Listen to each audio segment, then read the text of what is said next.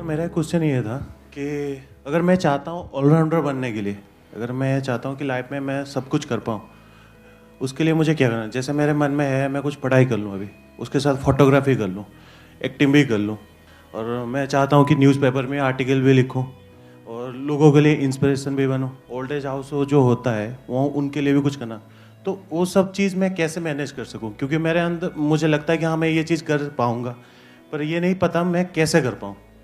मतलब वो सब कुछ करना चाहते हो जो मैं कर रहा हूँ? फोटोग्राफी, लोगों को इंस्पायर करना, ये करना। बुक भी लिखना चाहता हूँ। हाँ, बुक भी लिखना चाहते हो। 10 नाव पर रहने पे इंसान डूब भी जाता है। माइक देना, एक बार माइक देना। नहीं, इंटरेस्टिंग पॉइंट है। इंसान अगर 10 नाव पर रहता है, सोचता है मैं इस नाव पर भी चल लूँ, इस नाव पर भी चल लूँ, तो फाइनली ऐसा होता है वो कुछ नहीं कर पाता है, वो डूब जाता है। जिस चीज़ में इंसान को फोकस हो, जिस चीज़ को अच्छा से कर सकता है इंसान, पहले उस चीज़ को करना चाहिए। किस चीज़ मुझे इंटरेस्ट है। हाँ, डेट मुझे डांसिंग में इंटरेस्ट है, मुझे टीचिंग में इंटरेस्ट है, मुझे टीचिंग में इंटरेस्ट है, मैं फुटबॉल खेलने जा रहा हूँ, मैं क्रिकेट खेलने जा रहा हूँ, तो क्या वो कर पाऊंगा? नहीं कर पाऊंगा। सबसे पहले क्या होना चाहिए? जिस चीज़ में मुझे इंटरेस्ट है पहले उस चीज़ पर फोकस करना चाहिए, पहले उसे अच्छा करना चाहिए। जब वो अच्छा हो जाए तो ऑटोमेटिक फिर दूसरी चीज़ पर हम केयर करते हैं तो वो भी ऑटोमेटिक होगा अच्छा। देखो ये जो पॉइंट है ना, ये बड़ा इंटरेस्टिंग है, क्योंकि इसका जो इन्होंने आंसर दिया वो ये कि भाई अगर हम 10 नाव पे पैर रखेंगे तो हम डूब जाएंगे। ये हमने कहावत सुनी है। क्या सच है, झूठ है? झूठ है, झूठ है सर, झूठ है। झूठ है। Yes, sir. कितने कहते हैं झूठ है? एक बार वोटिंग करते हैं। कितने कहते हैं सच है? हमारी सबकी प्रॉब्लम पता है क्या है? हम एक साइड से एक चीज को देखते हैं और एक साइड पकड़ लेते हैं। मतलब बिल्कुल ऐसा है जैसे सिक्के के एक पहलू को आपने पकड़ लिया, किसी ने हेड को पकड़ लिया, किसी ने टेल को पकड़ लिया। अब आपस में हम लड़ रहे हैं। सोचो यहां पे अभी डिबेट हो जाए कि ये कहावत सच है या झूठ है, तो क्या होगा? वो डिबेट कब तक चलेगा? एंडलेस है। तो इससे क्या समझ आ रहा है कि कहावत सच भी है और झूठ भी है। ऐसे ही दुनिया में हर चीज में है। ये देखने की समझ बहुत कम लोगों में होती है। In fact this is what intelligence is, when you can see the contradiction in life. जब आपको दिन भी नजर आ जाए और रात भी नजर आ जाए। ये नहीं कि लाइफ सिर्फ दिन ही दिन है या सिर्फ रात ही रात है। हम कहते हैं कि हम 10 काम एक साथ नहीं कर सकते। चलो समझ आता है। मतलब क्या कि हम एक ही काम करें और उसमें पहले परफेक्ट हो जाए, तब दूसरे काम को करें। ऐसे ही हमारा माइंड सोचेगा। बट यहां पर भी एक फ्लॉ है। फ्लॉ क्या है? आप एक ही काम क्या 24 घंटे कर सकते हो? Whatever that skill is that you are trying to master, उसको 24 घंटे नहीं कर सकते। ब्रेक चाहिए ना। For example that could be dancing. अब ये जो आपने बोला भी था शायद, है ना, कि भाई डांस करना अच्छा लगता है, तो पहले हम डांस को मास्टर करें। क्या हम 24 घंटे डांस कर सकते हैं? 24 घंटे भी हटाओ, चलो दिन में 12 घंटे नॉन स्टॉप डांस कर सकते हैं। चलो मैं कहता हूं कोई कर भी सकता है, पागल हो गया है वो। होते हैं, बड़े बड़े पागल होते हैं। लेकिन क्या वो अच्छा है उसके लिए? क्रिएटिविटी कैसे कहते हैं? क्रिएटिविटी के लिए अब ये वही समझ सकता है जो एक्चुअल में क्रिएटिव हो। क्रिएटिविटी नीड स्पेस, बाहर भी और अंदर भी स्पेस होना चाहिए। वहां पर कुछ क्रिएटिविटी पैदा होती है। जो पहले से ही भरा पड़ा है वहां पे दिमाग नहीं काम करता है। तो you need space in between. कुछ देर किया जब तक अंदर से आ रहा है, फिर किया, फिर ब्रेक दे दिया, फिर किया, फिर ब्रेक दे दिया। फिर ऐसा भी टाइम आता है जब कुछ दिन तक आप करते रहे, फिर उसके बाद में एक रूटीन बन गया, वो बोरिंग हो गया, फिर कुछ दिनों का ब्रेक देना होता है। ये मैं किसी भी क्रिएटिव फील्ड की बात कर रहा हूं। You need to get away from it, space देना होता है, फिर वापस से शुरू करना होता है। तो अब क्या करना चाहिए?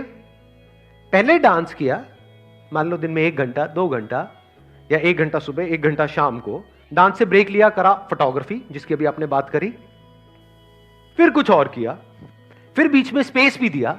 जैसे मैंने कहा कुछ भी क्रिएटिव करने के लिए स्पेस चाहिए, तो दिन में कुछ देर ऐसी भी है जब कुछ नहीं किया। तो क्या ये हो सकता है? नहीं हो सकता? हो सकता है। अब इसमें लाइफ में सब कुछ फिट हो सकता है और ऐसा बंदा ही लाइफ को एक्चुअल में ढंग से जी सकता है। क्योंकि क्वेश्चन ये नहीं है कि हम ऑलराउंडर कैसे बने, ये क्वेश्चन ये है कि लाइफ में हम हर एक चीज को, हर एस्पेक्ट को बैलेंस कैसे करें। How to live a balance life, जिसमें हम आइदर और में ना चलें। ये ना हो कि करियर है तो सिर्फ करियर है और रिलेशनशिप गई तेल लेने, और अगर रिलेशनशिप में पड़ गए तो काम गया तेल लेने, देवदास बन करके घूम रहे हैं। ऐसे नहीं होता ज्यादातर लोगों के साथ। एक्सट्रीम में चले जाते हैं। Extreme of everything is bad और एक्सट्रीम में करने से आप उस चीज में बेटर नहीं होते हो।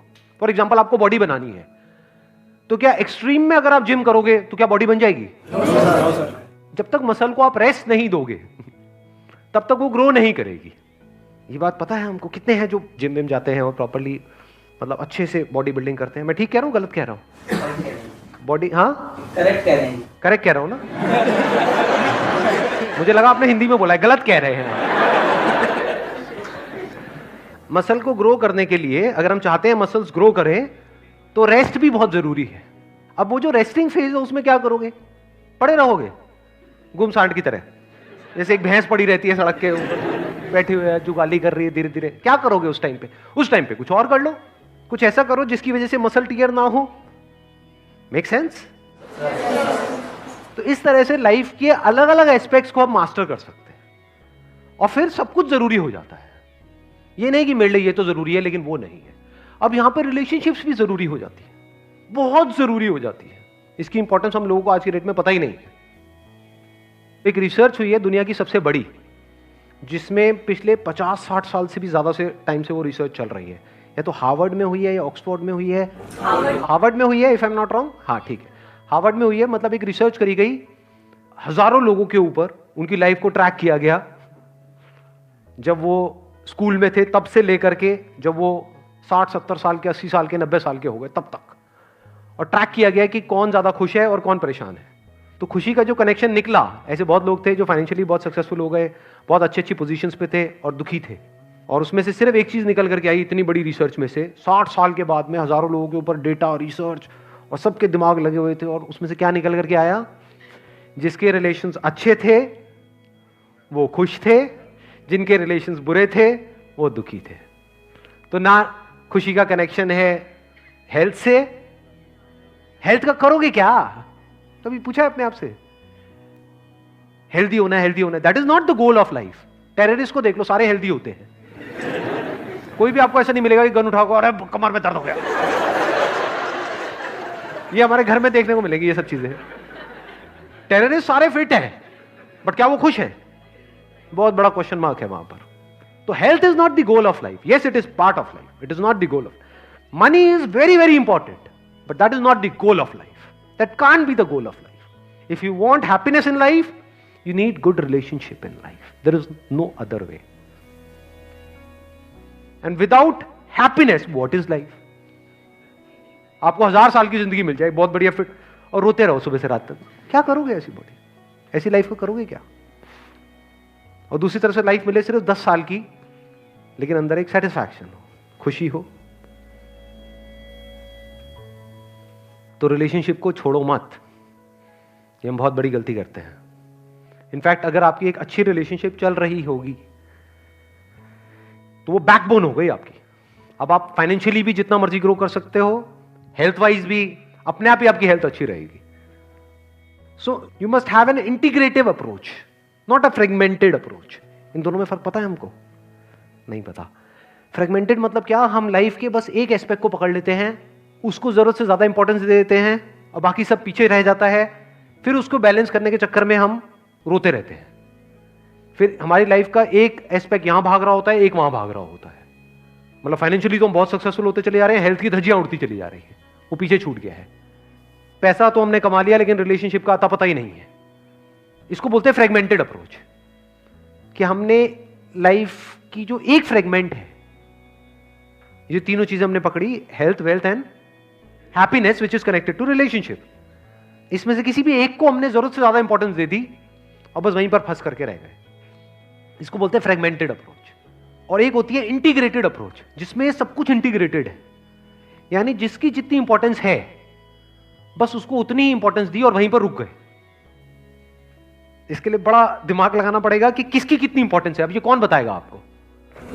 कोई नहीं बता सकता, खुद देखना पड़ेगा कि अभी जो आपकी स्टेज है लाइफ में, इस स्टेज में किसकी कितनी इंपॉर्टेंस है। वो आपको पता होना चाहिए किस लेवल पे आपने कितना रायता फैलाया हुआ है। किसी की लाइफ में फाइनेंशियली रायता फैला पड़ा है, किसी की हेल्थ वाइज रायता फैला पड़ा है, वो देखना पड़ेगा ना। जो आपका लेवल है उसी लेवल से तो ग्रो करोगे। तो if you have this integrative approach in life, तब आप कह सकते हो कि आप ऑलराउंडर हो। और अब ये कैसे होता है? सबसे पहले इसको समझना होता है कि किसकी कितनी इंपॉर्टेंस है और उसको वहीं पे रख देना होता है, वहीं पे रुक जाना होता है। लोगों को ये नहीं पता है पहले तो कि शुरू कैसे करें। 90% लोगों का यही चैलेंज है लाइफ में। अगर आप ध्यान से समझोगे ना, आपके जो भी क्वेश्चंस है उसको अगर मैं सम अप कर दूं, वो क्या है कि सर मैं करना तो चाहता हूं लेकिन कर नहीं पा रहा। नंबर 1 ये है या नहीं है? अब दूसरी भी एक प्रॉब्लम है, वो कोई पूछता नहीं है लेकिन वो है प्रॉब्लम, वो साफ नजर आती है कि करना शुरू तो कर दिया है, अब पीछे कैसे हटे। उन बेवकूफों को पता ही नहीं है वो कितना आगे आ गए हैं। फॉर एग्जाम्पल, पहले तो जिम कैसे जाएं, उसके बाद में जब जिम चले गए तो दूसरों को देखा, उनकी बॉडी को देखा जो उनकी बॉडी से लाख गुना बेटर है या बहुत बेटर है, और फिर इंजेक्शंस ठोकने शुरू कर दिए। अब उनको ये नहीं पता है रुके कैसे, और बॉडी बनाए चले जा रहे हैं और खुश हो रहे हैं और अंदर से बॉडी की धज्जियां उड़ रही है। गए थे बॉडी बनाने के लिए और बॉडी बिगाड़ करके बाहर आ रहे हैं। गए थे पैसा कमाने के लिए ये सोच करके कि इससे लाइफ बेटर हो जाएगी, लेकिन उसी पैसे ने लाइफ की धज्जियां उड़ा दी। अंदर से आदमी की ईगो को इतना बढ़ा दिया कि अब वो किसी के साथ बैठने के लायक ही नहीं है। तो क्या हुआ, एक फ्रेगमेंट में तो आप सक्सेसफुल हो गए, दूसरे फ्रेगमेंट में फेल हो गए। ऐसा होता है लोगों के साथ, ये नहीं होता है। थोड़ा सा पैसा आ गया और पता नहीं कहां पहुंच गए हैं अपने माइंड में, मैं तो ये हूं, मैं तो वो हूं। अब ये बंदा किसके साथ एडजस्ट करेगा, ये किसके साथ में कंपैटिबल होगा? किसी के साथ भी नहीं। जो किसी के साथ कंपैटिबल ही नहीं होगा उसकी क्या रिलेशनशिप होगी बाकियों के साथ? जीरो। जब रिलेशनशिप जीरो होगी तो हैप्पीनेस कहां है? और जिसकी लाइफ में खुशी नहीं है उसकी लाइफ क्या है? सो इस तरह की अप्रोच अगर आप पकड़ लेते हो ना अपनी लाइफ में, तो फिर इससे एक और बेनिफिट क्या होता है, लाइफ में एक तो रोना धोना खत्म हो जाता है। जो विक्टिम मेंटालिटी होती है ना, आकर के कहीं पर भी हम अपना पोटली खोल करके तैयार हो जाते हैं, रोना धोना, जोर आप बताओ मेरी मैं तो यहां पे जितने लोग बैठे हैं, अगर एक एक की मैं कहानी पकड़ लूं ना, रोते हुए सारे बाहर जाओगे कहानियां सुन सुन कर। तो कहेंगे अरे दुनिया में इतना दुख है।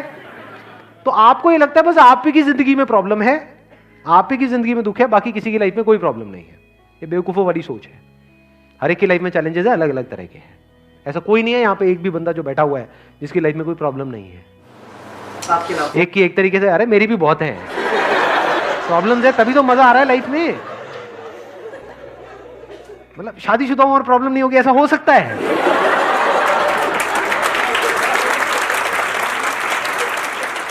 शादी मतलब प्रॉब्लम चेहरे पे नहीं आता है। क्यों नहीं आता है? देखना, ध्यान से समझना, चेहरे पे नहीं आता है, क्यों नहीं आता है? मैं खुश क्यों हूं? मैं एक्चुअल में खुश हूं, ठीक है, चेहरे पे नजर भी आ रहा होगा, मैं खुश हूं लाइफ में। क्यों हूं? क्योंकि मेरी लाइफ में कोई प्रॉब्लम नहीं है। इंटीग्रेटेड अप्रोच है। इंटीग्रेटेड अप्रोच है, बस सिंपल। अभी जो मैंने बात बोली, जिस चीज की जितनी इंपॉर्टेंस है उसको वहीं तक रखा हुआ है। पैसा मतलब ये है, पैसे का मतलब, बस, इससे ज्यादा नहीं। समझ गए? ये सुनने में बड़ी छोटी लग रही होंगी ये बातें, बट मैं आपको एक्चुअल में जड़ बता रहा हूं प्रॉब्लम की, कि ये दो तरह की प्रॉब्लम्स हैं आप लोगों की लाइफ में, या ह्यूमैनिटी की जो प्रॉब्लम्स है ना, वो दो लेवल पे हैं। एक ये नहीं पता है कि करें कैसे, बट वो इतनी बड़ी प्रॉब्लम नहीं है। जो मेन प्रॉब्लम है वो ये है कि रुके कैसे और कहां रुके, ये नहीं पता है। जो करप्शन है उसकी जड़ यही है, इंसान को ये नहीं पता है रुकते कैसे हैं। और मतलब समझ, ये और जो है ना, ये जड़ है। आपको पता होना चाहिए, ना ज्यादा ना कम। जैसे प्यास तो पानी, ना ज्यादा ना कम। भूख, खाना, ना ज्यादा ना कम। ऐसे ही पैसा, ना ज्यादा ना कम। रिलेशनशिप, ना कम ना ज्यादा। अगेन बहुत जरूरी है, बहुत लोगों को नहीं समझ आता है। एक्स्ट्रा मैरिटल अफेयर ये सब क्या है? ज्यादा। और मुझे तो किसी रिलेशनशिप में जाना ही नहीं है, ये क्या है? कम। ना कम ना ज्यादा। तो सर दो ज्यादा है या कम है? कैमरा फोकस किया जाए, अब दोनों में से एक भी नहीं रहेगी।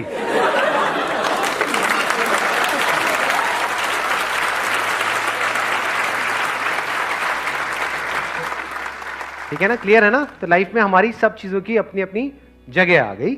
अगर इस तरह से हम अपनी लाइफ को जी सकते हैं तो वी आर एन ऑलराउंडर, या we are living a balanced life.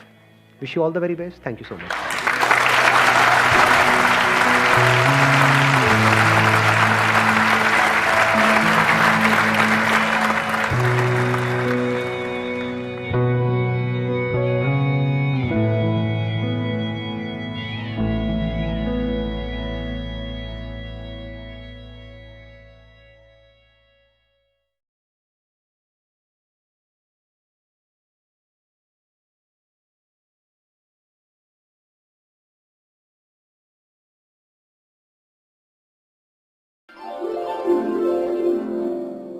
सबसे पहले पढ़ाई के लिए घर में किसी निश्चित स्थान का होना आवश्यक है।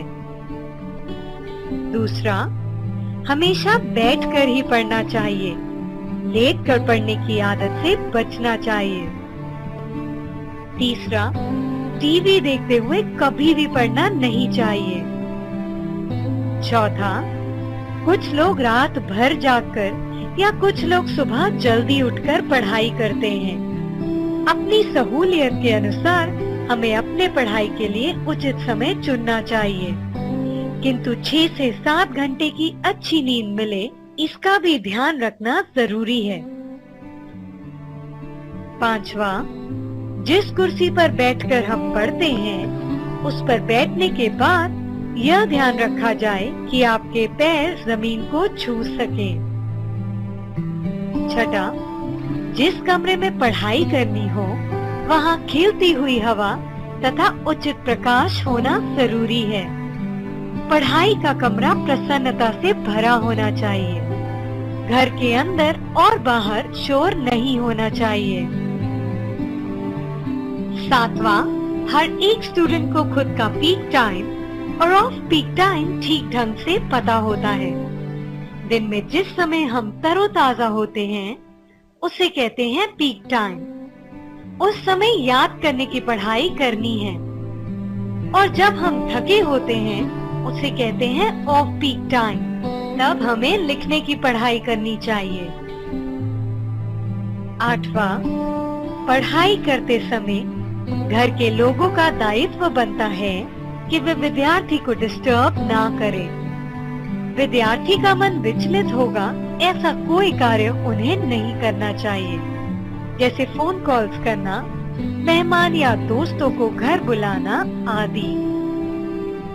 नौवां, पढ़ाई करते समय यह मेरा फेवरेट सब्जेक्ट है और यह लीस्ट फेवरेट सब्जेक्ट है, ऐसी धारणा कभी नहीं बननी चाहिए, क्योंकि कोई भी विषय कभी फेवरेट या लीस्ट फेवरेट नहीं होता। किसी विषय का आसान होना यह उसे पूर्ण रूप से समझने तथा पढ़ने की पद्धति पर अवलंबित होता है। 10वां, दोस्तों के निर्णय पर आधारित अपना निर्णय कभी न ले। जैसे मेरे दोस्त ने यह क्लास ज्वाइन किया, इसलिए मैं भी ज्वाइन करूंगा, या फिर इसे कम अंक मिले तो शायद मुझे भी कम अंक मिल सकते हैं। इसलिए मैं कहती हूँ, अच्छे मित्रों को चुनना बहुत जरूरी है। 11वां, अपना कार्य और पढ़ाई ठीक से और जल्द करनी चाहिए। इस बारे में टाइम पास नहीं करना चाहिए। 12वां, अपना लक्ष्य घर में जगह जगह पर लगा कर रखें। 13वां, माता पिता का सम्मान करें। दिन भर में कम से कम एक बार अपने माता पिता, दादा दादी, भाई या बहन के पांव छूना ना भूलें। 14, दूसरों की हमेशा मदद करें। यह संस्कार हमें माँ बाप से मिलते हैं। 15, स्टूडेंट्स को अपने व्यक्तित्व विकास की ओर ध्यान देना जरूरी है। व्यक्तित्व का विकास करना यानी कि स्किल्स को प्राप्त करना, उन्हें बढ़ाना और उसके आधार पर सफलता हासिल करना। 16, जिद्दी बच्चों को अपनी जिद खत्म कर देनी चाहिए। 17, घर में हमेशा पढ़ाई का माहौल बना रहे, इस बात का ध्यान परिवार के सदस्यों को रखना चाहिए। बच्चों की पढ़ाई के समय अपना पसंदीदा सीरियल त्याग देने की उनकी तैयारी होनी चाहिए।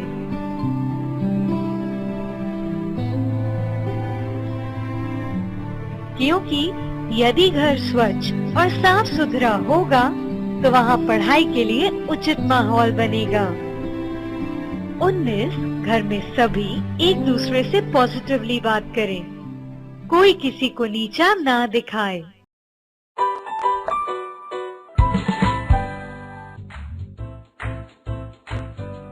Subscribe to my channel.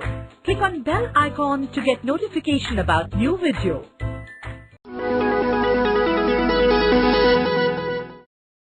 Socrates की कथा, यह एक सत्य कथा है। एक दिन एक युवक सोक्रेटिस के पास आकर पूछने लगा कि जीवन में सफलता कैसे हासिल की जाती है। सोक्रेटिस ने सिर्फ इतना कहा कि कल मुझे नदी के तीर पर मिलना, वहां मैं तुम्हारे प्रश्न का उत्तर दूंगा। वह युवक दूसरे दिन बताई हुई जगह पर पहुंच गया।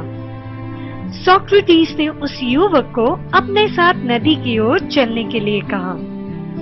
धीरे धीरे वे घुटनों तक के पानी को पार कर आगे बढ़े। अब पानी गर्दन तक आ गया। इतने में सोक्रेटिस ने उस युवक का सिर पानी में डुबो दिया। उस युवक ने पानी से बाहर निकलने की जी तोड़ कोशिश की, किंतु सोक्रेटिस की पकड़ इतनी मजबूत थी कि वह कुछ न कर पाया। वह अंदर घुटकर मरा जा रहा था। तभी सोक्रेटिस ने उसे बाहर निकाला और पूछा, तुम जब पानी के नीचे थे तब तुम्हें सबसे ज्यादा किस चीज की आवश्यकता महसूस हो रही थी? युवक ने उत्तर दिया, हवा। सोक्रेटिस ने कहा, यही तो सफलता का राज है। तुम्हें जितनी तीव्रता से हवा की जरूरत पड़ी, उतनी ही तीव्रता अगर सफलता प्राप्त करने के लिए रखोगे, तभी तुम्हें सफलता मिलेगी।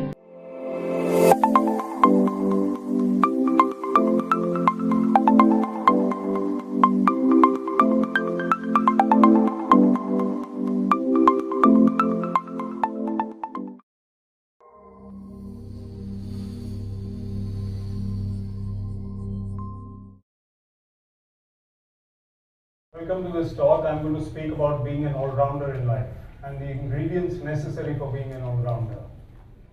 Now, I started off by playing cricket, and that, of course, is the game which introduced the term all-rounder. But I'm not going to restrict this talk to batting and bowling and fielding and wicket keeping. I was an under-19 national level player, and that was my first thing which I did in life. Played more cricket than studies and focused entirely on the game. I would imagine myself dreaming cricket, bowling to someone great, batting against someone great like Malcolm Marshall. And then when reality check took place and I got into the engineering college and decided to become an electronics and telecom engineer if I could, cricket took a back seat and engineering took a front seat. It was Nelson Mandela who said that it always seems impossible until it is done. So once it's done, the impossibility goes. So then I decided that this is not enough, engineering is okay. I got into the government.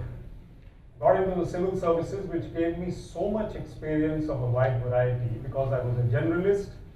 A generalist in the civil services, the state civil services, or now the IAS, gets to be an all-rounder by virtue of his transfer to various positions. So he gets transferred from tourism to IT to agriculture to being the administrator of a sector known as a subdivision or a district. And when I was a subdivisional magistrate, I encountered the real India. Now this real India is very distinct from where we're seated today and listening to these very nice talks. The real India consists of people who give you a reality check on the spot. So once we went trekking in an area which was in my subdivision in Kalka, and there were high hills and there was a remote village, and our guide was leading us and he was walking very fast, and in the hills, believe me, I mean at least for me, it is not easy to walk very fast, especially when you're faced with a cliff and a sheer fall. And this man was just shooting away, and I was on all fours at certain points. So I had to go down on my knees to just, get a foothold at certain points. We walked for about 2 hours, and once he saw me, turned around and saw, and there were about 16 people in front of me, and he said loud enough for everyone to hear, "Look at SDM, he's on his feet, he's on his knees." So I was like, oh God, I went red in the face, I was young and I was very embarrassed by all these kinds of things. But then I realized that these capabilities which a common man has, they need to be imbibed somehow. So that ability to understand and appreciate others, that started coming in. And then I got into something which I took a break from the government and got into consulting. So I took 2 years off, worked for 2 very leading consulting firms, teaching people or trying to tell other governments on e-governance. So e-governance is how government can improve by using technology. My background in engineering and my background in the government helped. Once I got into consulting, then I was able to understand and appreciate the outside world, understand and appreciate how we can look at the government from outside and perhaps improve governance from outside and giving ideas. But then I came back to the government, and I'm at the moment again in IT, administering IT and e-governance. And about 5 years ago or 6 years ago, I realized that I'm not being creative enough in life. And I'm doing a few things, different kinds of things. But then I started writing. And writing could have been on sports and cricket, which I was familiar with, which I also did. But then I got into something which was distinct from my personality, and people never looked upon me as someone who could make people laugh. And so I started writing humor. And when I started writing humor, I realized that my writing flows when I write humor, and I get these crazy ideas when I'm sitting at a railway station or at an airport lounge or at a conference like this. So I write articles like Seminar Siesta, which is when people on the stage and off the stage typically sleep after lunch at a conference. Or I write articles like how people in the US used to get gifts for us when we were kids, like we used to get all these chocolates and Wrigley's and everything else. We used to look forward to their visits, and as of today we don't need to look forward to those visits because we get everything in India, and it is they who look forward to our visits because they want those achars and chutneys and traditional things from Indian kitchens which are valued so much across the world. So having done all this and having you also delved in things like being the co-convener of INTACT, which is the Indian National Trust for Art and Culture in Chandigarh, also having done a few other alumni things. So then I said, okay, I am something of an all-rounder, and therefore now I do some motivational speaking and I talk about how I did all this. So what then are the necessary ingredients for being an all-rounder in life? This is what I'm talking about. The first ingredient is to be willing to change. If you are unidimensional today, in today's era, you cannot be unidimensional because the world is so multidimensional and information is flowing at you from all sides. It is not as if you are living in a cocoon isolated in your particular field of endeavor, in your silo, and therefore you are cut off from the rest of the world. You are not. Even if you want to be cut off from the rest of the world, you cannot be. Those of us who try to meditate, we cannot meditate because thoughts keep coming in our mind, and that is of course something which has plagued great saints also. But in today's world, with all this clutter of information, we really need to declutter. So therefore, being isolated and in a unidimensional arena is very difficult today. Therefore, why not go out and branch out? So what happens is to be willing to change means to be willing to look out at other avenues in life, which may not be other careers, but which may be other pursuits. Singing, acting, writing, sports, they come to mind very easily. But someone like P.G. Wodehouse, a great writer, one of the greatest writers of all time, P.G. Wodehouse used to write about people who had a fancy for rearing pigs. Like one of the earls in one county would rear a pig to become a very fat pig, and the earl in the neighboring county would rear his pig to be a very fat pig, and there would be an annual competition at Blandings Castle or somewhere like that in P.G. Wodehouse's world, and these two people would spend hours and days and money and time and effort to rear their pigs to become the fattest and win that competition for prestige. It became a pursuit. And whereas we are involved in one pursuit mainly in our lives, which is what we're good at, we might be engineers or doctors or lawyers or whatever, we need to have something else, therefore, to look into, to be creative, to maybe keep us busy.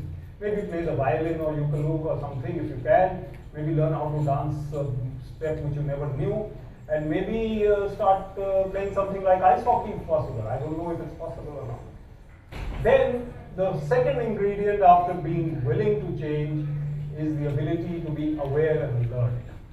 If you are aware and alert, you can talk to someone from Czechoslovakia intelligently for 2 minutes because you know a little bit about Czechoslovakia. It's not that he has to tell you everything about himself and you tell him everything about yourself, and that's not conversation.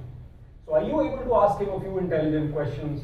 Are you aware and alert to be able to understand something of what he's saying? That will make him comfortable.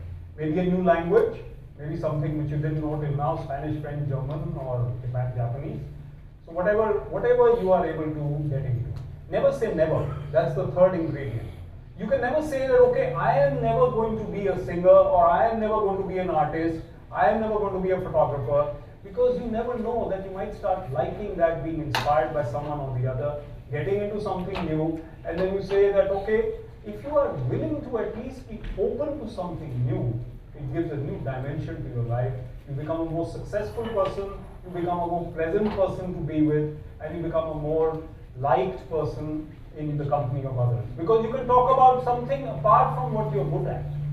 Everyone can talk about what he's good at, but are you able to talk about and do something different? The other thing which is very necessary, the fourth ingredient for really being an all-rounder, is time management. Now, time management is something which all of us need in our professions. Anyone who's a manager or a CEO, or even if he's a salesman, he needs to have time management. But time management for someone who is multi-dimensional or an all-rounder, because he goes to office and then he wants to go for a long drive, and then he wants to take some pictures in the jungle, or he wants to spend some time practicing his next song or his concert, or he wants to write a book, then time management becomes all the more crucial. Then you need to count all your Sundays and your Saturdays and your evenings and your mornings and whatever time you can take out in the lunch break and whatever time you can steal on the internet in the office. So then what happens, time management is so crucial that people often ask me, actually, how being an officer, you became a writer, you did this, you were into cricket, you're now doing that, and how do you do it? I said, I find it very difficult because I don't watch too much television, for one thing. Television educates to some extent, I guess, entertains definitely, but too much television is the bane of our society in my view. And internet, for the sake of internet, can also be the bane of our society.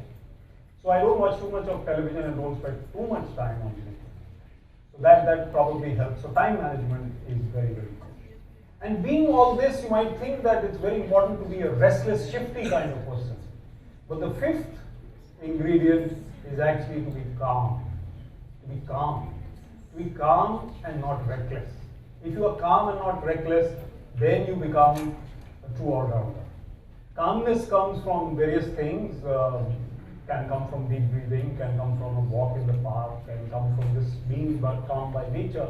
Two people will react very differently to the same situation.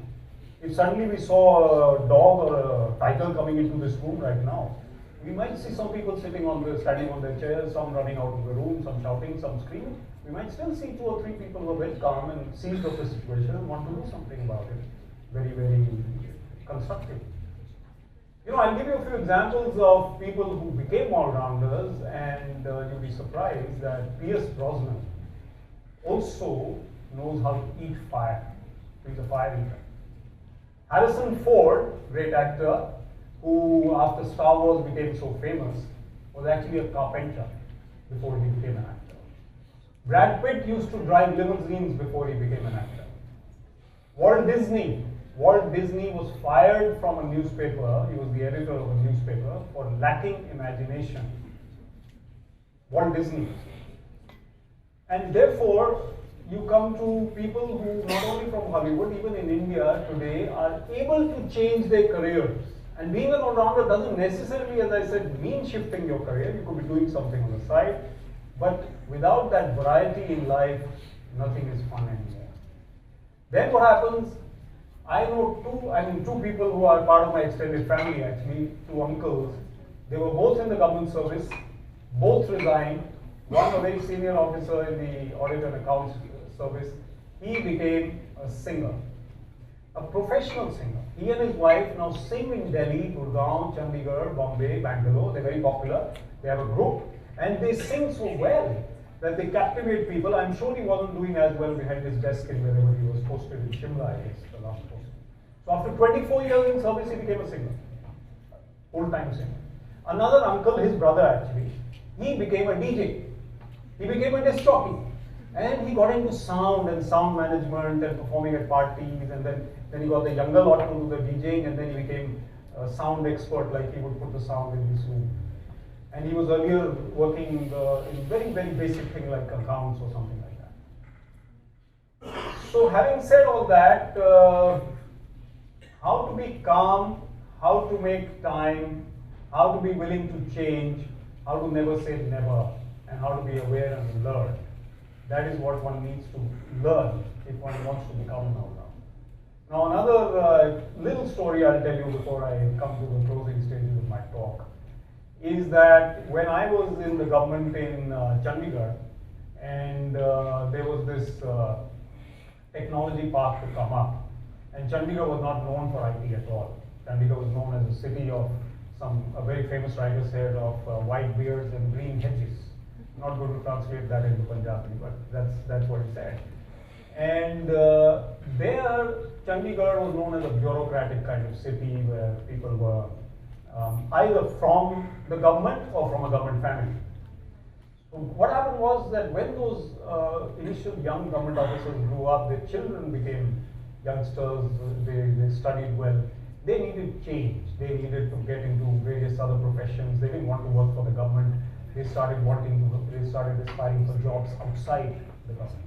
So they became known in Chandigarh what is known as the empty nest syndrome, where the grandparents would be living alone because the children would be living outside Chandigarh, not having got the kind of job they wanted there, living in the US or in Bangalore or in Bombay or in Delhi. And the old couple would be alone in a huge house, and therefore there was a need to get the jobs back to Chandigarh. Great education with not commensurate jobs. So that was a time when I really learned that you need to be not only part of a city's change, but to be able to change the way you think. This city was meant to be locked in time as a capital city like Washington, D.C. But where is the younger generation going to go unless you have something happening there? So then the services sector came into being in India, there was a boom, and luckily some technology parks came up in the region. About 40,000, 50,000 jobs came up from those which didn't exist, and people started coming back. So those youngsters who were thinking of moving out to Chandigarh, they didn't, and some who were already out, they actually came back. So this kind of episode gave me a perspective which I'd never had before, that even cities need to be changing all the time. So communities also need to change. They cannot be locked in a particular way of thinking, and societies also cannot be locked in a particular way of thinking. They need to adapt. In Berlin, for example, they maintain a certain section of Berlin as it is in the historical manner. Those historical buildings, they remain, but some of the part of Berlin which was historical has been converted into a very modern area now, and the facade is often the same, but inside, you go inside, you will find a technology park. You find something very, very modern.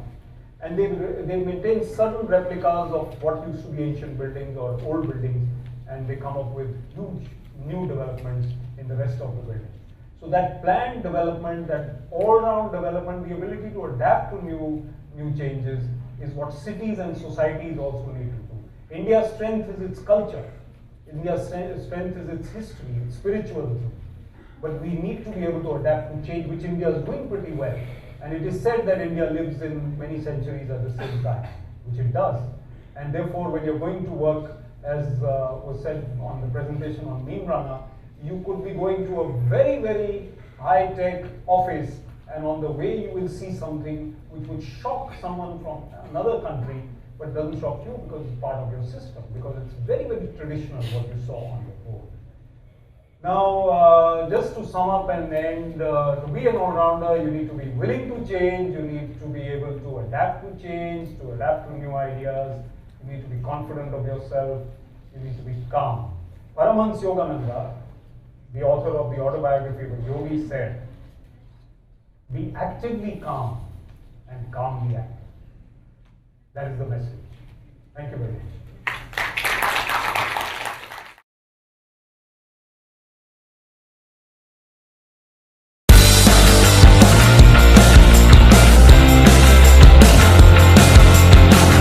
How to be an all-rounder in life.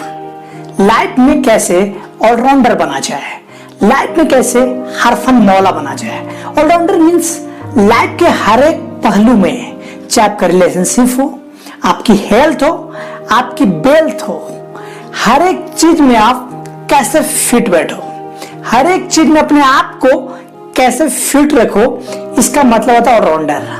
अगर आप allrounder की श्रेणी में आना चाहते हो तो video आपके लिए है। आप ऑलराउंडर की श्रेणी में आपको काफी हद तक लाने में ये वीडियो आपकी मदद करेगी। चलिए देर ना करते हुए कुछ टिप की तरफ बढ़ते हैं जो आपके लिए लेकर आया हूं।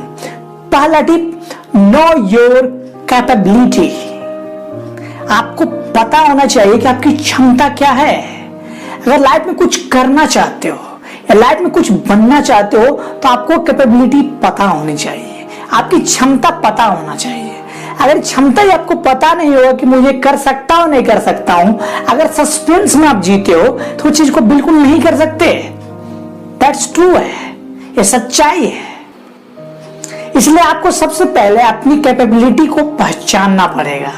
कैपेबिलिटी मीन्स अपनी क्षमता को डिटेक्ट करना पड़ेगा। अपनी क्षमता को डिटेक्ट करने के लिए आपको सिंपल ट्रिक है कि आप एक पेज लेके बैठो, ठीक है, उसमें अपना स्ट्रेंथ और वीकनेस लिख दो। आपकी ताकत क्या है, आपकी कमजोरी क्या है, दोनों आप लिख दो। आपको उसके बाद क्या करना है, उस कमजोरी को आपको ताकत में कन्वर्ट करना है, आपकी वीकनेस को आपको स्ट्रेंथ में कन्वर्ट करना है। तो उसके लिए काम करना पड़ेगा। जब हम वीकनेस के ऊपर जब हमको पता चल गया कि अरे प्रॉब्लम है, जैसे डॉक्टर है, डॉक्टर को पता चल जाता है कि फीवर है, तो फीवर के पहले लक्षण पता करते हैं कि इसको फीवर है, तब वो दवाई देते हैं, तो वो सही हो जाता है। तो इसी तरह हमारा लाइफ में भी कि हमको जो क्या हमको प्रॉब्लम है वो हमको खुद आइडेंटिफाई करना पड़ेगा। जब आइडेंटिफाई हम कर लेंगे, उस चीज को हम देख लेंगे, फिर उसके ऊपर काम करेंगे, तो वो जो हमारा वीकनेस था वो स्ट्रेंथ में जाके कन्वर्ट हो जाएगा। बस अब इतना सा काम करना है, इतना सब काम करते हैं तो आप ऑलराउंडर की श्रेणी में चले जाते हैं। Next tip, use your time ideally. अगर आप टाइम का सही सदुपयोग कर रहे हैं, टाइम का सही से मैनेजमेंट कर रहे हैं, तो आपके लिए बधाई हो कि आप ऑलराउंडर की श्रेणी में जा चुके हैं। लेकिन अगर आप टाइम का सदुपयोग नहीं कर रहे हैं तो सदुपयोग करने की जरूरत है। जैसा कि आपको पता है कि सेकेंड से मिलकर मिनट बनता है और मिनट से मिलकर आवर बनता है और आवर से मिलकर एक डे बनता है और एक सभी डे मिलाकर एक ईयर बनता है और सभी ईयर मिलाकर आपका लाइफ बनता है। इसीलिए आपके लिए टाइम बहुत इंपॉर्टेंट है। जितना आप टाइम वाइजली यूज करोगे उतना आपका लाइफ मस्त होगा और आप ऑलराउंडर की श्रेणी में चले जाओगे। लेकिन हम लोग सबसे बहुत बड़ी गलती कर रहे हैं कि हम टाइम को गलत जगह यूज कर रहे हैं। अब बाद में सिर्फ हमें रोना ही दिखेगा दोस्त, क्योंकि आप अपने लाइफ का विधाता हो। आप अपने लाइफ को चेंज कर सकते हो, वो तभी आप चेंज कर पाओगे, अपने लाइफ को तभी बदल पाओगे जब आप टाइम का सही सदुपयोग कर पाओगे, टाइम का सही से मैनेजमेंट कर पाओगे। अगर आप समय का सही से मैनेजमेंट आप कर लोगे तो आप ऑलराउंडर की श्रेणी में जाओगे और आपका जो भी सपना होगा वो आप पूरा कर पाओगे। और मैंने टाइम मैनेजमेंट पे एक वीडियो बना रखी है, मैंने डिस्क्रिप्शन में लिंक दे रखा है। अगर आप उसे देखना चाहते हैं, उसका लाभ उठाना चाहते हैं तो आप देख सकते हैं वो video, how to utilise your time. आप वीडियो देखकर आप उससे लाभ उठा सकते हैं। नेक्स्ट मेरा है सेट योर गोल्स। देखो यार, गोल आपके लाइफ में बहुत जरूरी है। एक एग्जांपल से समझने की कोशिश करते हैं। मान लो कि आप बस पे चढ़ गए, ठीक है, और आपसे कंडक्टर आके पूछा कि आपको कहां जाना है। आप कुछ बोल ही नहीं रहे, तो आप कंडक्टर बाद में क्या करेगा, 2-3 स्टॉप के बाद आपको बस से नीचे उतार देगा और आप कहीं भी चले जाओगे, फटक जाओगे। इसीलिए आपके लाइफ में गोल होना बहुत जरूरी है। तो जब आपके लाइफ में गोल नहीं होता है, कोई कारण नहीं होता, कोई वजह नहीं होता है, तो आप लाइफ में काम नहीं करते हो यार। लेकिन जब आपके पास वजह मिलता है, एक रीजन मिलता है कि मुझे गोल है, मुझे लाइफ में यहां पे जाना है, मुझे करियर में यहां पे जाना है, रिलेशनशिप में यहां पे जाना है, जब आपका गोल क्लियर हो जाता है तो आप वहां पे पहुंच जाते हो। एक बहुत ही जबरदस्त कहावत है, जहां चाह वहां राह बन ही जाती है, जहां आपकी इच्छा होती है वहां पहुंच ही जाते हो। Next tip, must have the ability to make decision. अगर आप ऑलराउंडर बनना चाहते हैं तो आपको डिसीजन पावर होना बहुत जरूरी है। बिना डिसीजन के आप ऑलराउंडर नहीं हो सकते। मान लो कोई घटना घट गया, उसके बाद हमारे पास क्या बचता है? जो घटना घटी वो तो हमारे हाथ में नहीं है, लेकिन उस जो घटना घटने के बाद हुआ है वो हमारे हाथ में होता है कि हम क्या डिसीजन लेते हैं। एक डिसीजन लेकर परेशान हो सकते हैं, दूसरा उसका प्रॉब्लम को सोल्व कर सकते हैं। अगर आप प्रॉब्लम को सोल्व कर सकते हैं तो आपका डिसीजन अच्छा है, नहीं कर पाते हैं और उसमें फंस के आप प्रॉब्लम की तरह उसको देखने लगते हैं तो आपका डिसीजन गलत है। अगर आपका डिसीजन सही होता है कि आपका एक यूनिक पर्सन हो, लोगों को इंप्रेस करते हो, लोगों को आप संकट से बचाते हो, अब क्वेश्चन मार्क ये उठता है कि डिसीजन कैसे लें। 2 टाइप्स ऑफ डिसीजन हम लोग लेते हैं। सबसे पहला जो डिसीजन होता है, बिना सोचे समझे हम रिएक्ट कर देते हैं, मतलब बिना सोचे समझे हम डिसीजन ले लेते हैं और उसका रिजल्ट क्या आने वाला है, ऑटोमेटिक वो खराब ही आएगा। लेकिन एक दूसरा जो है कि हम दोनों पहलू, उसका बेनिफिट और लॉसेस दोनों को हम देखते हैं। सिक्के का जैसा 2 पहलू होता है, हेड एंड टेल। जब हम दोनों को देख के डिसीजन लेते हैं तब हमारा डिसीजन सही होता है। इसीलिए कोई भी डिसीजन लेने से पहले हमको उसका बेनिफिट और लॉसेस दोनों देखने पड़ेंगे।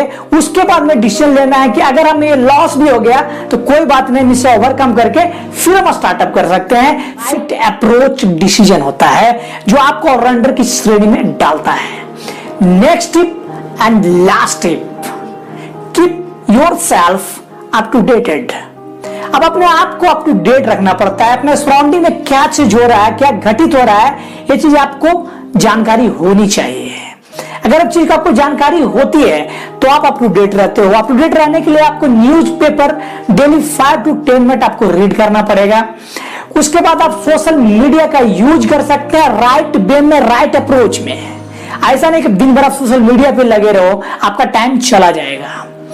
उसके बाद आप लोगों से मिल सकते हो, बातें कर सकते हो, उनकी राय को आप समझ सकते हो। इस तरह से अपने आप को आप अप टू डेट रख सकते हो। आई होप ये वीडियो आपको अच्छा लगा हो तो प्लीज थम्स अप करना और शेयर करना और कमेंट बॉक्स में कमेंट करके बताना वीडियो कैसा लगा है।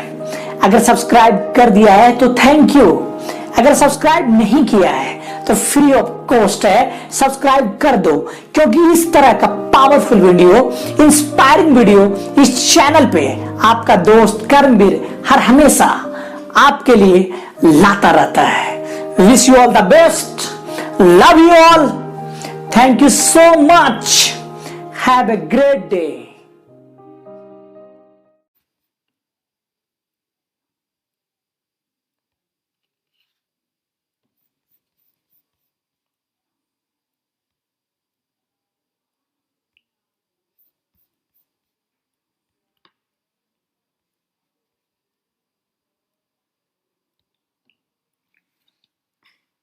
हाँ जी, कैसे हैं आप लोग?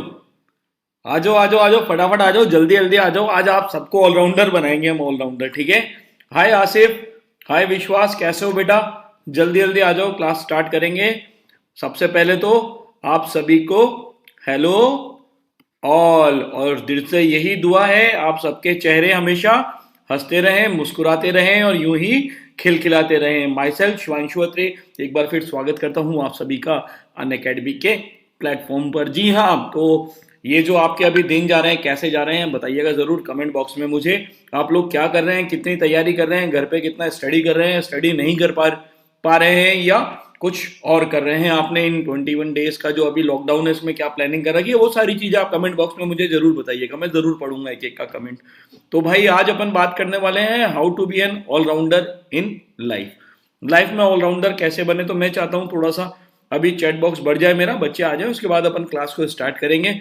अभी मेरे पास यहाँ पर थोड़े कम बच्चे दिख रहे हैं, कम तो नहीं है, बच्चे तो बहुत आ गए हैं, ये नियरली अबाउट 31 बच्चे हो गए हैं।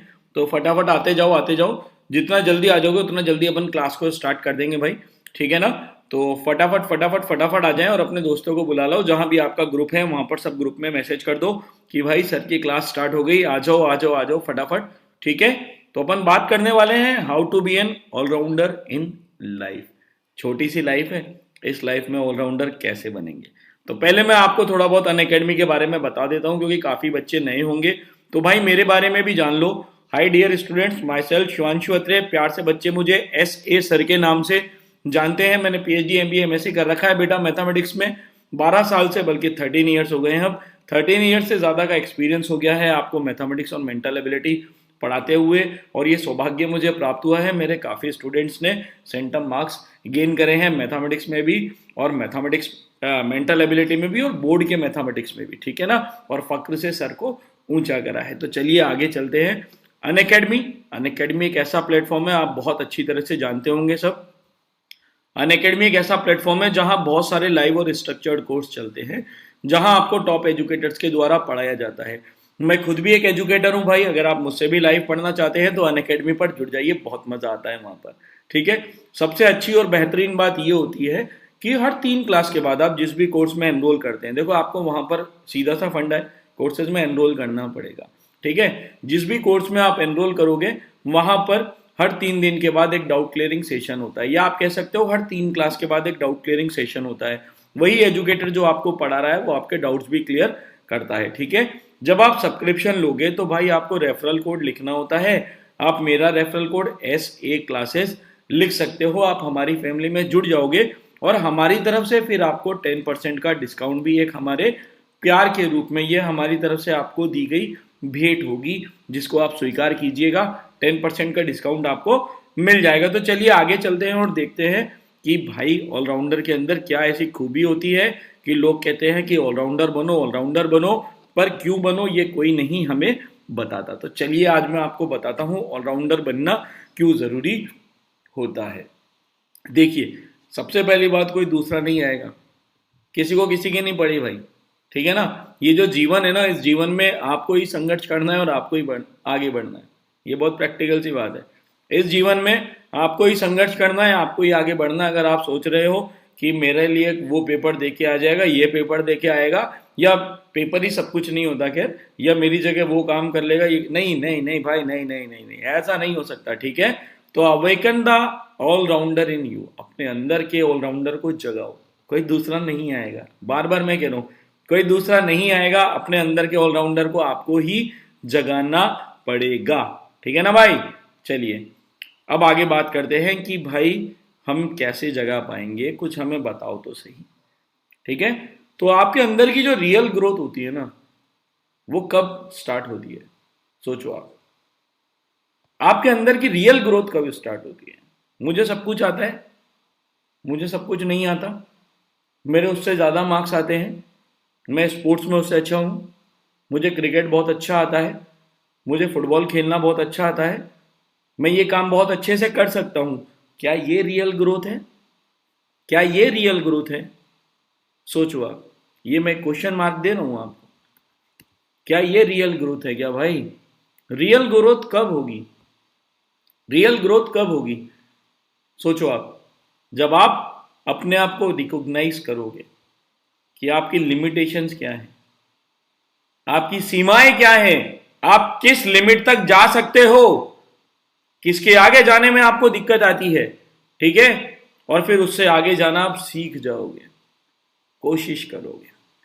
आपकी लिमिटेशन पता थी, मेरी लिमिटेशन यही है, मैंने मेरी कमियों को पहचाना, और जिस दिन आप अपनी कमियों को पहचानने लग जाओगे और एक्सेप्ट करोगे, जी हाँ मेरे अंदर कमी ये है, उसी दिन से आप समझ लेना आपकी ग्रोथ स्टार्ट हो गई है। समझ रहे हो मेरी बात को? जिस दिन आप अपने अंदर के इंसान को जगाओगे और ये जानने लग जाओगे कि मेरी लिमिटेशन ये है, मेरे अंदर कमी ये है, बस जिस दिन ये आ गया ना ये है, तो आपको वो चीज मिल जाएगी कि आपको किस चीज को ओवरकम करना है, किस चीज से आगे ग्रो करना है भाई। तो वहीं से आपकी रियल ग्रोथ स्टार्ट होती है, वहीं से आपकी रियल ग्रोथ स्टार्ट होती है। इस चीज को जरूर ध्यान में रखिएगा। क्लियर है? तो real growth begins when you recognise your limitations and learn to grow beyond them. उनसे आगे बढ़ना आप सीख जाते हैं, ठीक है।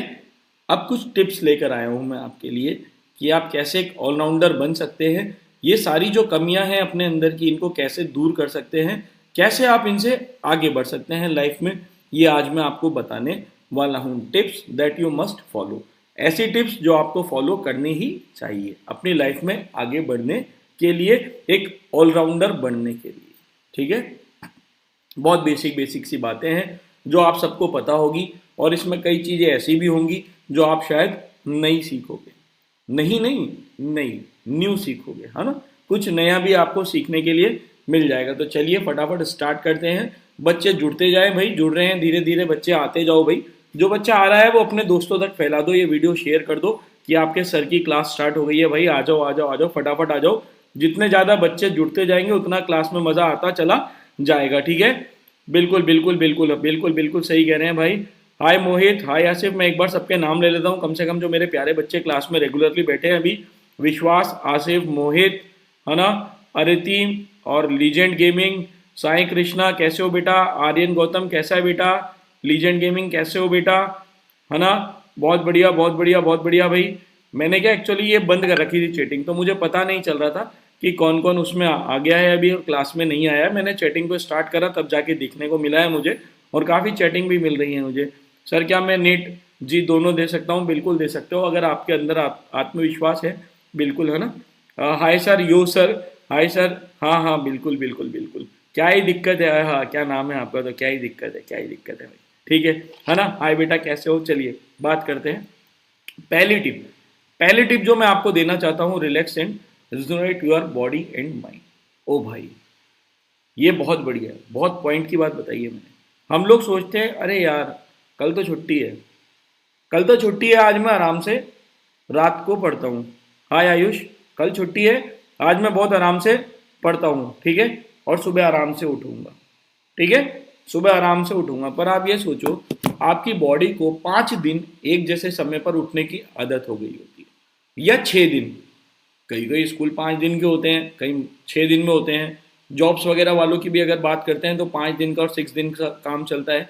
तो भाई अगर हम बात करेंगे तो 5 दिन या 6 दिन बॉडी एक ही समय पर उठती है और हम संडे को थोड़ा सा चेंज कर देते हैं।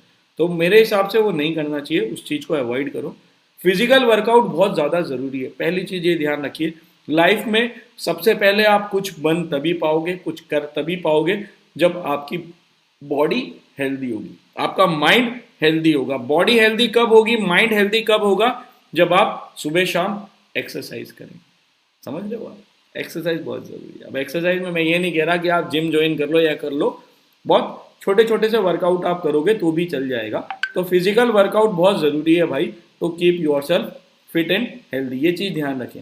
आपको फिट और हेल्दी रखने के लिए फिजिकल वर्कआउट बहुत ज़्यादा ज़रूरी है, क्योंकि मैक्सिमम मैंने देखा है लोगों का काम दिन भर बैठ के ही होता है, दिन भर बैठ के ही होता है। बैठ के बच्चा पढ़ रहा है, बैठ के, अब कोई ऐसा तो नहीं है ना कि घर में डांस करता करता क्वेश्चन को सॉल्व करता है। मैथमेटिक्स का क्वेश्चन यहाँ दीवार पे कर दिया, फिर गया फिर दूसरी दीवार पे कर दिया, ऐसा कोई नहीं करेगा। समझ पा रहे हैं आप? या वो फिजिक्स पढ़ रहा है या कुछ भी पढ़ रहा है, सपोज आर्ट्स पढ़ रहा है, कॉमर्स पढ़ रहा है, तो वो घूम घूम के नाच नाच के नहीं पढ़ेगा। क्लियर है? तो भाई आप इस चीज़ को समझें, फिजिकल बहुत ज़्यादा ज़रूरी है। फिजिकल वर्कआउट होगा तो आपकी बॉडी बहुत एक्टिव रहेगी, ठीक है, क्योंकि दिन भर बैठ बैठ के काम करने से बॉडी बहुत थक जाती है, ठीक है ना। और हम कहते हैं, हम बीमारियों को और बढ़ावा देते हैं, आ जाओ मैं इंतज़ार कर रहा हूँ आपका, तो वो नहीं करना। तो आप सेफ रहे, हमारी यही दुआ है। और अपने आप को सेफ आप कैसे रख सकते हो, एटलीस्ट 30 to 40 मिनट्स आप फिजिकल एक्टिविटी करो।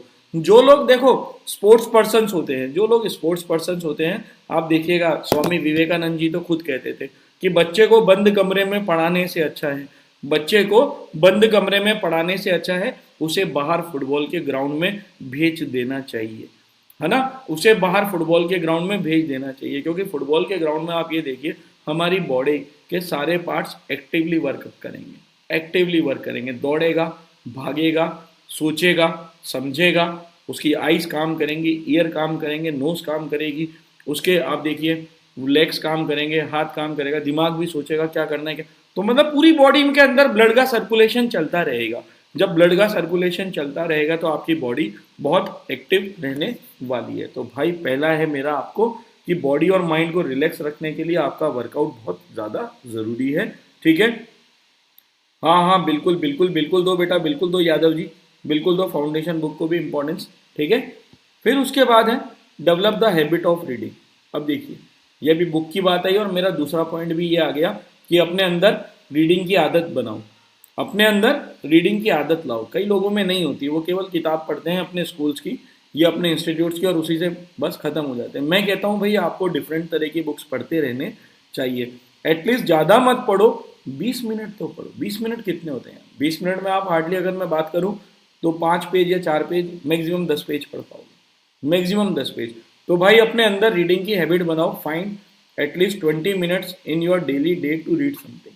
20 मिनट अपने जीवन में आपको रोज के चुराने पड़ेंगे ताकि आप पढ़ सकें, रीड की तो हैबिट आपको डालनी ही पड़ेगी, ठीक है। और यहाँ पर देखिए, अगर आपका दिन बहुत बिजी रहता है, मान लो सुबह उठते ही आप कहीं चले गए, इंस्टीट्यूट्स पे चले गए, आपकी क्लासेस थी, आपका बैच था, बहुत सारी चीज़ें होती हैं, आप नहीं कर पा रहे, तो भाई आप कोशिश करो वहाँ से आके पढ़ लो।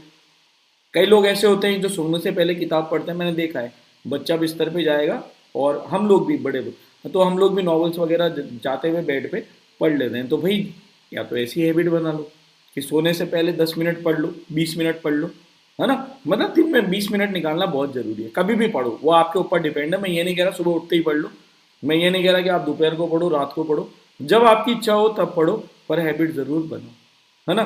Going to bed is also a good habit, जब आप रीड करें तो उसमें कोई दिक्कत नहीं है ना। तो कई लोग होते हैं दिन भर इतने बिजी होते हैं, उनके पास टाइम नहीं रहता, क्योंकि एक बहाना होता है, यार मैं तो इतना बिजी हूँ, मैं तो पढ़ ही नहीं पाऊंगा। तो भाई सोते हुए तो 20 मिनट मिल जाएंगे ना, 20 मिनट जल्दी बेड पे चले जाओ, पढ़ लो, ठीक है। आगे चलते हैं। हाँ, बिल्कुल बिल्कुल बिल्कुल। फिर उसके बाद get enrolled in a self learning course, get enrolled in a self learning course. आप मेरी बातों को समझें। Self learning course are a great means to improve your skills and learn new skills. Self learning course की तरफ जाओ, enrolment अपना वहाँ करो जहाँ कुछ आपका सेल्फ डेवलपमेंट हो रहा हो, कुछ आपको सीखने को मिल रहा हो, ठीक है। Self learning course are a great means to improve your skills and learn new step. आपके अंदर आप देखिएगा एक नई ऊर्जा पैदा कर देंगे, वो कुछ आपको नए सीखने की लालसा पैदा करें। Be a part of local events. मैंने देखा है मैक्सिमम बच्चे जो स्टूडेंट होते हैं स्पेशली, वो इस एज में आके, जो उनका क्लास 8 से लेकर 12 तक का चलता है ना, भाई कॉलेज लाइफ तो अलग लाइफ हो जाती है बिल्कुल ही, पर जो क्लास 8 से 12 तक का एज होता है, बच्चा अवॉइड करता है लोकल इवेंट्स को। लोकल इवेंट्स में बच्चा जाना पसंद नहीं करता। घर के पास में कोई फंक्शन है, मैरिज है, पार्टी है, कुछ भी इवेंट है, XYZ, बहुत सारे इवेंट होते रहते हैं, वो नहीं जाना चाहता। जबकि मैं कह रहा हूँ अगर आपको ऑलराउंडर बनना है तो भाई ऐसे लोकल इवेंट्स का पार्ट आपको बनना ही पड़ेगा, लोकल इवेंट का पार्ट बनना ही पड़ेगा। मैं ये नहीं कह रहा कि आपके अगर सपोज किसी इंस्टीट्यूट का टाइम है, आपके कोर्स का टाइम है, आपका पढ़ने का समय है, तो आप बोलो नहीं ऐसे सर ने बोला मुझे तो जाना है, मैं तो जाऊंगा, ऐसा नहीं। वो डिपेंड करता है अकॉर्डिंग टू द टाइम, पर हाँ जाइए। A great way to build new connections and explore new things is by involving with local groups. अपने अड़ोस पड़ोस के लोकल लोगों में उठना बैठना थोड़ा चालू करो। उठने बैठने का मतलब ये नहीं है कि सर ने बोला है तो सुबह शाम अपने दोस्तों के साथ बैठे रहो, ग्रुप में बैठे रहो, ऐसा नहीं है। वहां से कुछ नॉलेज गेन करो, वहां से कुछ नॉलेज गेन करो। Such events are an opportunity to explore the creative side of in one side. जैसे आपने देखा 26 जनवरी का फंक्शन हो रहा है घर मोहल्लों में, 15 अगस्त का हो रहा है, चले जाओ पार्ट ले लो उसमें, है ना। या हो सकता है कोई लेक्चर दे रहा हो, उसका लेक्चर सुन लो, ऐसी चीज़ें करो। ऐसा नहीं कि बाहर बैठे हैं बस कि सर ने कहा लोकल इवेंट है तो हमारे घर पे लोकल इवेंट चल रहा है, बात कि पंचायत चल रही है तो पंचायत में जाके बैठे, वो नहीं करना है ना। माइंड को कंट्रोल नहीं कर पाता हूँ, इसलिए बहुत देर तक डिस्टर्ब रहता हूँ, इसको कैसे सही करें। बेटा देखो इसका सबसे सिंपल तरीका है, आप सुबह मैंने बोला है ना आपको 30 to 40 मिनट आप एक्सरसाइज करें, आप तो बिल्कुल आप मेडिटेशन किया कीजिए, सबसे बढ़िया ये, सबसे बढ़िया ये। आप उसके कोर्सेज देखिएगा और 100% अभी हम लोगों ने भी करा था 26 को, ठीक है।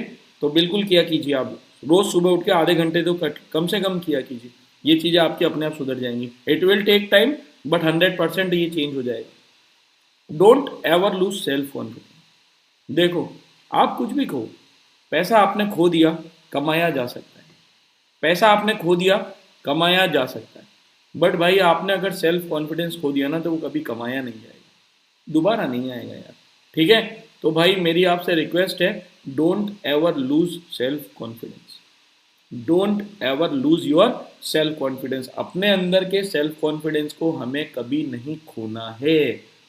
It is easy to lose confidence when things go upside down. हमारे साथ भी होता है, हमारे साथ भी होता है भाई। कभी ऐसा लगता है कि चीज़ें हमारे अगेंस्ट जा रही है, चीज़ें हमारे विपरीत जा रही हैं, हम जैसा करना चाह रहे हैं वैसा नहीं हो पा रहा है। होता है भाई, होता है। वी आर ह्यूमन बींग्स, और जो मेरे साथ होता है वो आपके साथ भी होता होगा, और जो आपके साथ होता है वो मेरे साथ भी होता होगा। ये कोई बड़ी बात नहीं है, ये कोई बहुत बड़ी बात नहीं है। जो मेरे साथ हो रहा है वो आपके साथ भी होगा, जो आपके साथ हो रहा है वो मेरे साथ भी होगा। मुझे मेरा कॉन्फिडेंस कभी नहीं खोना है। चीजें अप डाउन होती रहेंगी, समुद्र की वेव्स ऊपर नीचे होती रहती है, पर इसका मतलब ये नहीं है वो किनारों पे आना बंद कर देता है। समझ रहे हो आप? किनारों पे जरूर आके वापस लहरों को लेकर जाता है। But you need to remember that success only comes to those who have confidence in their efforts. बिल्कुल सच्चाई है भैया, आपके एफर्ट्स में अगर आप कॉन्फिडेंस दिखेगा तो आपको सक्सेस मिलेगी। नीरस मन से जियोगे तो क्या जियोगे? अरे यार इतनी मेहनत करता हूं, पास ही नहीं होता, कितना भी लिख लूं यार मजा ही नहीं आता, अरे यार मैं कितना भी पढ़ूं मैं उससे ज्यादा नंबर नहीं ले पाता। तो भाई आपने तो अपना कॉन्फिडेंस वहीं खो दिया। आप अपना कंपैरिजन क्यों किसी से करने लग गए? आप अपने पास्ट का कंपैरिजन अपने आज से करो, और अपने आज का कंपैरिजन अपने कल से करना, तब जाके आपको समझ में आएगा कि आपके अंदर कितना जबरदस्त तरीके का कॉन्फिडेंस पैदा हो रहा है। ठीक है ना भाई? जिंदगी में एक वही व्यक्ति जिससे आप अपना कंपैरिजन कर रहे हो, वही व्यक्ति आपके, ऐसा नहीं है कि सब कुछ है।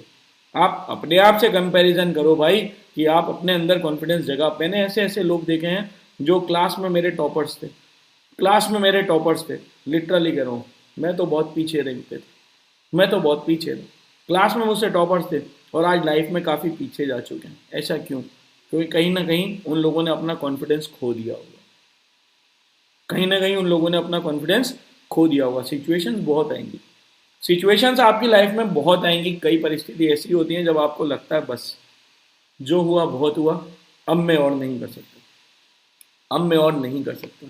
ठीक है ना? तो वही जो अब आपके अंदर से आवाज आएगी ना, बस अब मैं और नहीं कर सकता, मान लो ये वही समय आ गया है जब कुछ चेंज होने वाला है। कहते हैं ना, मेरी कश्ती भी वहीं आकर डूबी जहां पानी कम था, मेरी कश्ती भी वहीं आकर डूबी जहां पानी कम था। तो जब आपको सक्सेस मिलने वाली होती है, उससे जस्ट कुछ क्षण पहले ही आप होप खो देते हैं और आपको लगने लगता है बस जो हुआ बहुत हुआ, अब मैं आगे नहीं जा सकता। तो आपको ऐसा नहीं करना भाई, आपको ऐसा नहीं करना। अपने आप को रिबिल्ड करते रहना है, बूस्टअप करते रहना है, कॉन्फिडेंट अपने अंदर रखना है और अपने आप पर विश्वास रखना है। 100% जिस भी फील्ड में आप वर्कआउट कर रहे हो आप आगे बढ़ जाओगे। वादा है ये मेरा आपसे, सफलता जरूर एक दिन आपके कदम चूमेगी। Have the ability to take decision. मेरा 6 पॉइंट ये है कि आपके अंदर डिसीजन पावर होनी चाहिए। दूसरों पे निर्भर मत रहो, दूसरे उनका तजुर्बा बताएंगे, तजुर्बे से सीखो। मैं ऐसा नहीं कह रहा कि दूसरे के तजुर्बे से मत सीखो, लोगों की सुनो, ठीक है ना, पर आपने जो एक्सपीरियंस किया है, आपने जो चीज़ों को फेस किया है, ठीक है, या आप जो अनुभव कर पा रहे हो, उन चीज़ों के बिहाफ पे ही डिसीजन लेना सीखो, उन चीज़ों के बिहाफ पे ही डिसीजन लेना सीखो, क्योंकि आपकी जंग आपको लड़नी है, कोई दूसरा नहीं लड़ेगा। बार बार कह रहा हूँ, आपकी जंग आपको लड़नी है, कोई दूसरा नहीं लड़ेगा। मेरे पास कई बच्चों के फ़ोन आते हैं, सर मुझे मैथमेटिक्स बहुत पसंद है, परंतु मेरे पापा चाहते हैं कि मैं बायोलॉजी ले लूँ। सर मुझे बायो बहुत पसंद है, पर मेरे पापा चाहते मैं IIT करूं, तो मैं मैथ्स लूं, क्या करूं, पर मैं पढ़ नहीं पाऊंगा। तो भाई जिस काम करने के लिए दिल गवारा नहीं करे वो काम नहीं करना चाहिए। अपने डिसीजन लेना सीखो। आपकी क्षमता को आप जानते हो, ठीक है ना, आपकी कैपेबिलिटी को आप जानते हो, आपकी एबिलिटी को आप जानते हो, तो अपनी एबिलिटी को बढ़ाओ, ठीक है, और उस कन्फ्यूज़न को दूर करो। और जो आपने एक्सपीरियंस किया है, जो एक्चुअल फिगर आपके सामने है, फिगर एंड फैक्ट्स पे बात करो। आप एक समझदार बच्चे हो, फिगर एंड फैक्ट्स पे बात करना सीखो, हवा में बातें मत करो। ऐसा होगा ये हो जाए, कई बच्चे देखे मैंने, वो लंबी लंबी फेंकते रहते हैं, कई लोग बड़े बड़े लोग भी झूठ झूठ बोलते रहते हैं, तो ऐसा नहीं होता भाई। रियल एक्चुअल फैक्ट्स पे बात करना सीखो, एक्चुअल फिगर्स पे बात करना सीखो। देखो जिंदगी कैसे आपकी परिवर्तित होती चली जाएगी। क्लियर है ना भाई? आगे चलते हैं। Move ahead with team spirit. ये एक बहुत बड़ा ड्रॉबैक मैंने देखा है जो बच्चे फेस करते हैं। ये एक बहुत बड़ा ड्रॉबैक है जो मैंने देखा है बच्चे फेस करते हैं। वो ड्रॉबैक क्या है?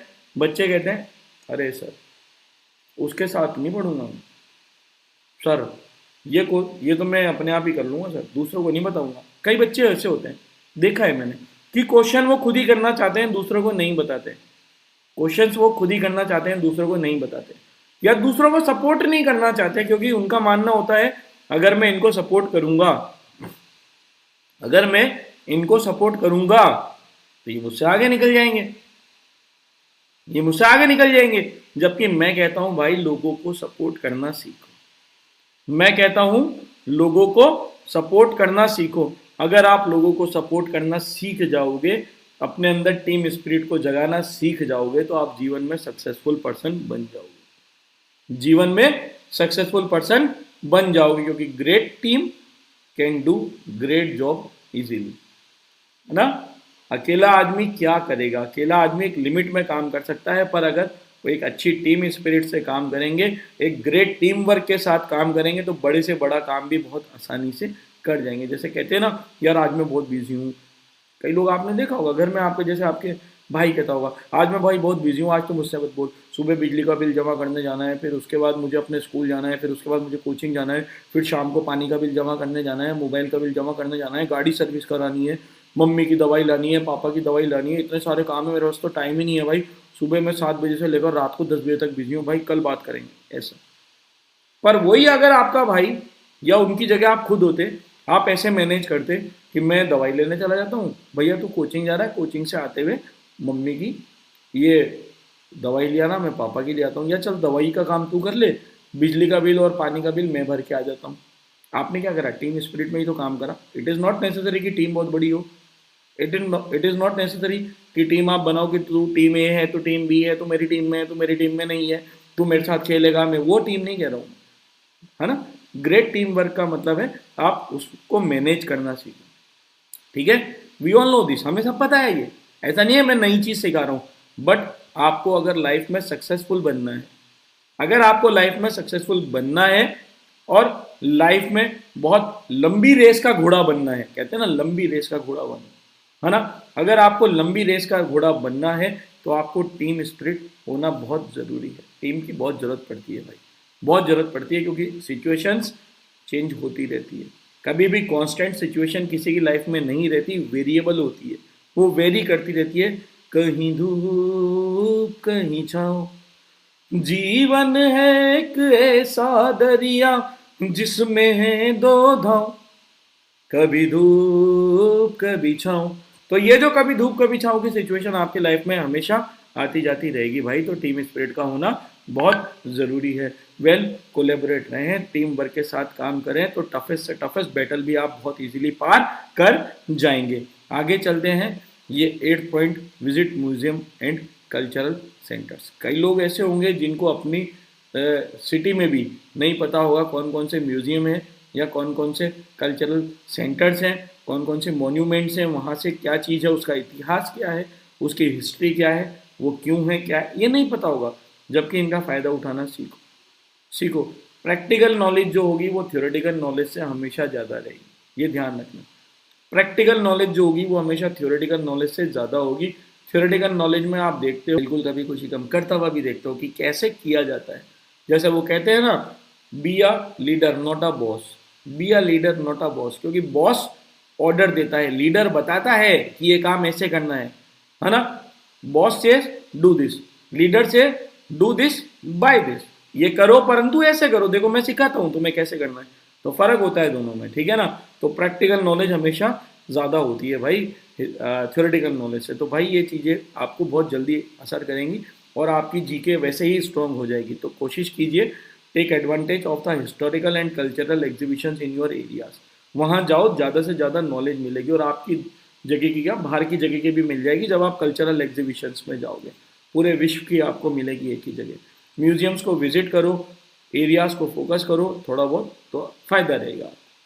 लिसन एंड लर्न, ये भाई ये क्या कह दिया सर, ये नहीं होता हमसे, बस ये मत बोलो, आप सुन ही नहीं सकते हम।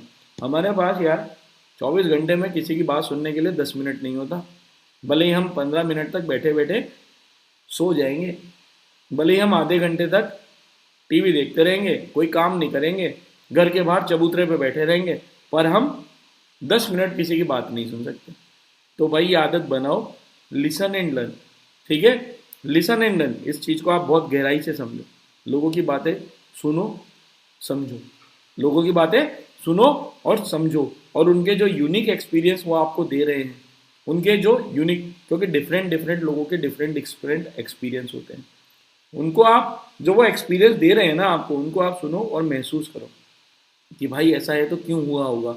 जब आप उन चीज़ों का क्या क्यों कहते हैं ना, वाई वॉट वेन वेयर, इन चीज़ों का सवाल ढूंढने लग जाओगे, इन चीज़ों का सवाल ढूंढने लग जाओगे तो ऑटोमेटिकली आप लाइफ में सक्सेसफुल बनते चले जाओगे। You may be tempered to walk away from a group conversation if it segues into a topic with which you are not familiar, instead stick around and listen. कई बार क्या होता है, जैसे कोई टॉपिक चल रहा होता है, हम घर के बाहर से, चलो मैं एक घर का एग्जाम्पल देता हूँ, मैं मान लो घर के बाहर जा रहा था और मेरे पड़ोस में कुछ अंकल लोग बैठे हुए थे और वे कुछ उनके बात में, जाहिर सी बात है जहाँ 4 बुजुर्ग बैठेंगे कुछ बात होगी, तो कुछ बात कर रहे थे, तो उन्होंने मुझसे भी पूछ लिया, और बेटा कैसे हो? मैंने कहा बढ़िया uncle.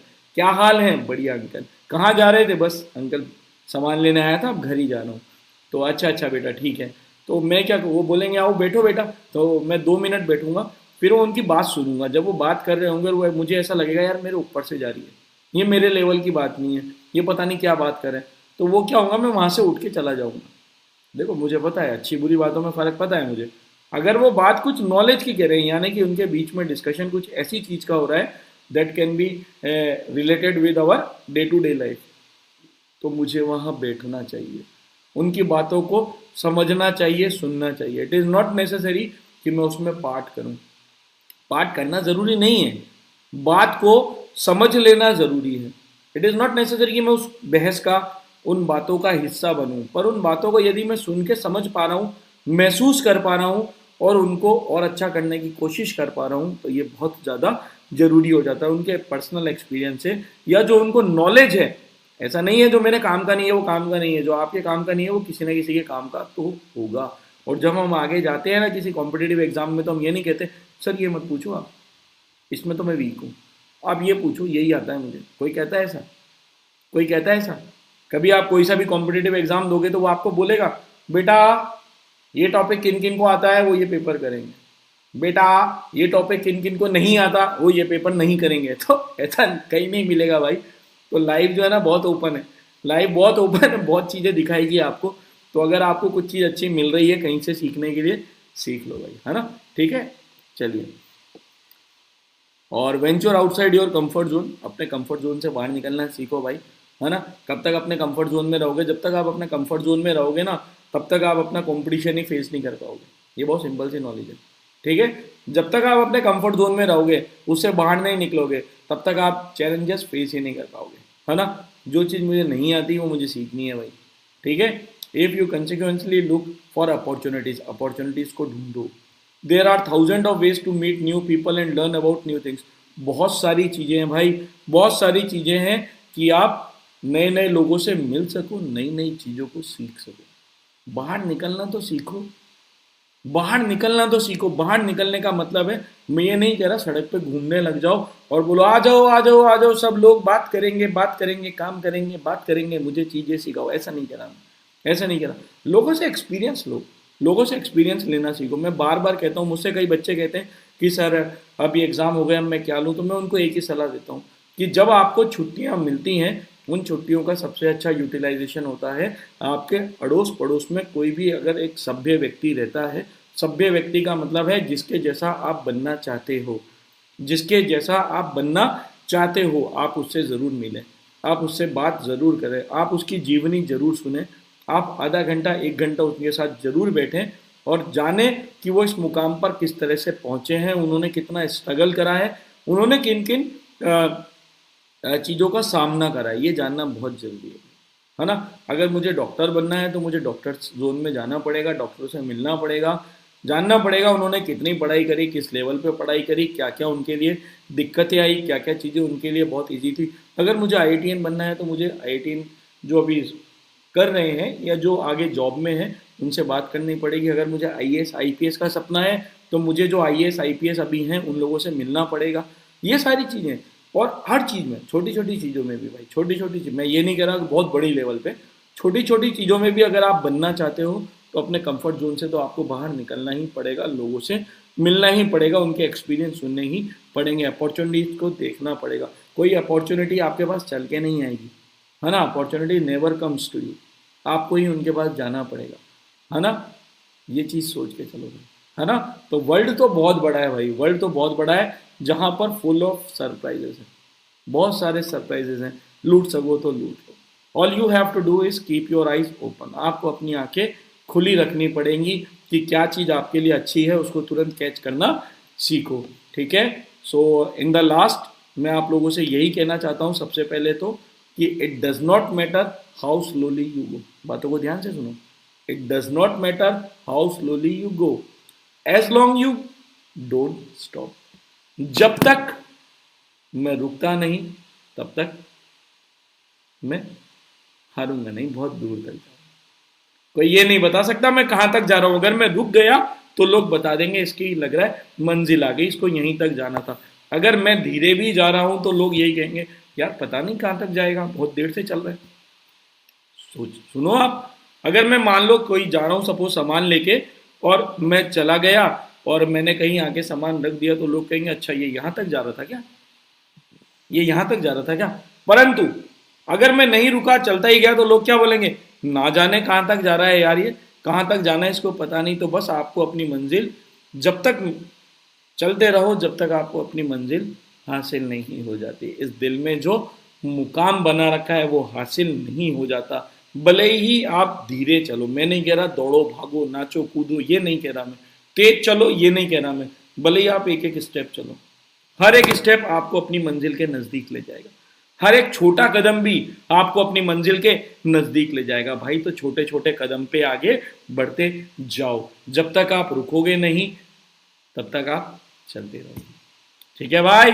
So thank you very much, आप सबने मुझे इतना समय दिया और मेरी ये जो बातें सुनी, और उम्मीद है ये आपको पसंद भी आई होगी। So thank you very much, love you all है जी। बस दिल से यही दुआ है आप सभी के चेहरे एकदम हंसते रहें, खिलखिलाते रहें और यूं ही मुस्कुराते रहें। तो चलिए मिलेंगे कल फिर एक नई वीडियो के साथ। टिल देन पढ़ते रहिए, खुश रहिए। जय हिंद, वंदे मातरम।